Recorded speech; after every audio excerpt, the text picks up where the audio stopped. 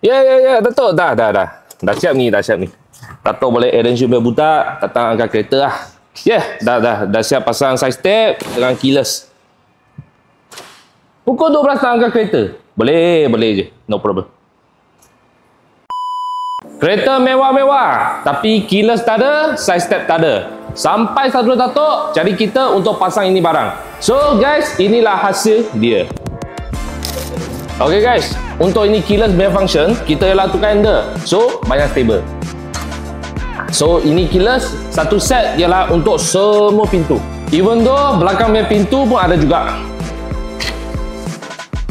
And then, sampai ini side step pula. So, setiap kali you buka pintu, jaga automatic keluar ini side step. So, untuk you senang masuk kereta. So, ini side step ada dekat passenger side dengan driver side.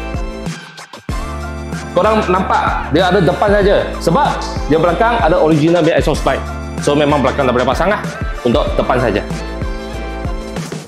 Korang ada G-Wagon nak pasang side step dengan keyless, boleh datang cari kita. Datuk, dah siap. Boleh tengok kereta.